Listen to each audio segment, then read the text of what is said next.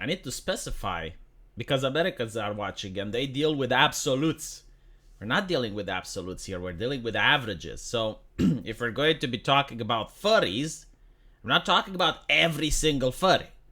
I'm adding all the furries together and then dividing by the number that I added in order to get the result. You need to specify. Ironically, like Americans are like the Sith. It's like, you mean all? Oh, I know one that's not like that. We're doing generalization. We're stereotyping. Anyway, how do we divide the tier list? I would say that an S means that if you go on the person's timeline, you see the worst takes imaginable. The type of takes that would make anyone into a Christian. Like if you go outside of California or Portland, and you show this to a normal human being walking on the street, they will do like, Jesus fucking Christ, and they will cross themselves because they will seek protection from the divinity. It's like, did someone out there, like a human being, had this type of take? It's difficult for them to understand, right? So like this would be S. Like takes that are incredibly shocking. You go to their timeline, you can't get away with it. An A, I guess, would be the type of person that does a lot of bad things, but at least like if you go on their timeline and you scroll randomly, like you may actually find something that's not a bad take.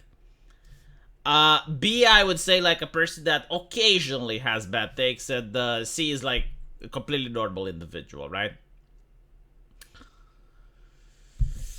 Politicians. Where do we put politicians?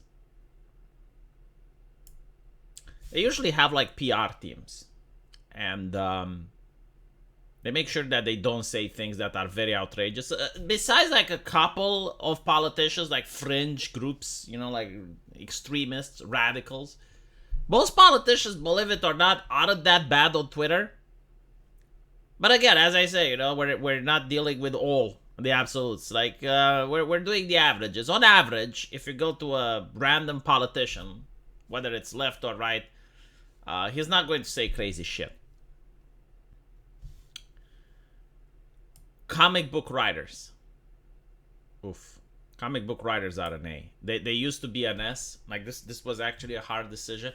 They used to be an S, but I guess like since a lot of them got fired and the economy isn't doing as good as it used to, I would say that they went down an A. But the level of spite and the level of, what should I say, disgust that they had towards the customer was astonishing. Again, like if this was a couple of years ago, they would have gotten an S. But it's kind of hard to high rank them at an S because someone else took their place, and that is the localizers. Yes, the localizers, the ones that do anime. These are like some of the most hard to believe that they exist people on Twitter. Like literally any bad take you can imagine, any type of insult you can come up with, they probably have towards their customers. Like they will take an anime and then they would change it into their own image. So basically, if you have Vegeta saying, Goku, you filthy Saiyan, the localizer would translate it as, oh, you MAGA supporter, January 6th, like that type of thing. And when people call them out, when people have the audacity to say, hey, shut the fuck up, they're like, oh, you're an evil right-winger. Yeah, so localizers would definitely be the number one. V-tweeters. These are an A. A clear A. So the V-tweeters, they're not VTubers. They're VTubers that are up and coming, right? So like they start with a Twitter account in order to like farm some clout before they do the debut. I would say that we can expand the definition a little bit, actually. I would say that the V-tweeters are also the ones that are VTubing, but they have like only 2 followers. It's them and their mother, right?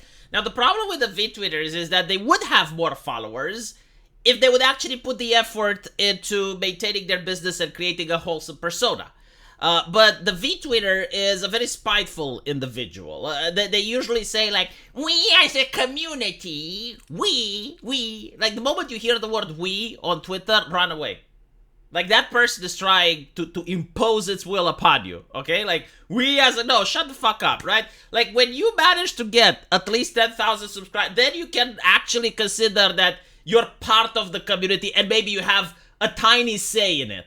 Like, notice how Gargura doesn't go around the toad policing other VTubers, right? Like, the VTubers that are successful, they're doing their own thing and they're shutting the fuck up. Like, they're not, social engineering the VTube community. But the VTubers are. So, yes, they would be an A. And the only reason is that they're an A is because if you're outside of the VTubing community, they don't bother you. Unironically, like, some of them were like, oh my god, he's playing the wizard game. The harder. Actors. I mean, actors, dude. Like, everything an actor says, just do the opposite and you're going to have a successful life. Because you're basically going to do what they're doing. Like, you have an actor lecturing you about the environment and then going on his private yacht. And he realizes that he forgot to buy some bread, so he's going to take his helicopter and fly all the way to the closest supermarket and go back on his yacht, also using the helicopter, while lecturing you about your carbon footprint. Actors are, in my opinion, like some of the most obnoxious people on Twitter. All of them. Yes, like up until now we did averages. With actors, all of them, no exception. Every single one. You need to do like Probatia ad Diabolica to change my mind. Like you'd actually have to be an actor and argue why you're not being obnoxious. Because I don't believe it. Furries. See, the furries, like, they're kind of difficult. Because, like, I don't know the metric. Because I used to be a furry as well. But, like, I genuinely don't know.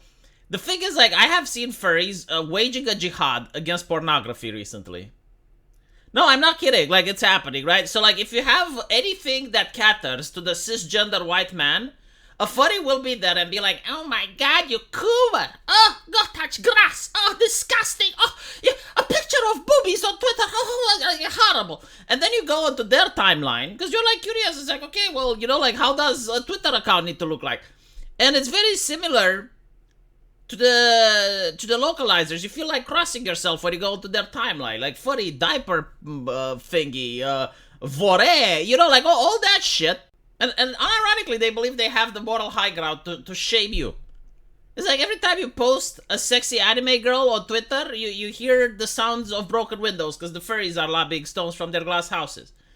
But I don't know how many of them are there, Like, the thing is, like, when they advocate for censoring sexuality, it's overwhelmingly furries. From my personal experience, okay? Like, this is my lived experience. But, like, I don't know, like, what percentage of the furry community they are. So it's very difficult, because, like, if all of them would be like that, they are an A. But if only some of them are like that, they're a B. They also are involved into censorship. So, like, if someone is about to get fired and they're, like, trying to make a hate mob in order to get that person's livelihood destroyed, a big percentage of it is furry. But, like, I don't know. Like, the furry's not youth anymore. Like, do you have nothing better to do than to harass people on Twitter?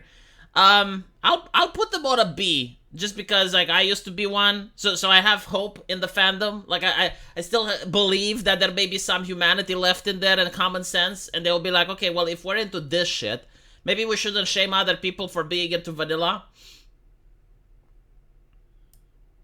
Game journalists. Who the fuck cares about game journalists? Like, unironically, I would put them next to the furries. I mean, they're going to keep each other company. Like, again, if this was, like, 2016, game journalists would be an S. They were trying to get people fired. They were doing their best in order to be obnoxious and get outrage clicks and shit. But, like, we need to come down to 2023, right? Like, we don't live in the past like the social justice activists. And today, no one even knows about game journalists. It's like, Anita Sarkeesian graduated. And I'm like, okay. Great. I mean, sure. Why not? What do you want me to do about it? I don't really care.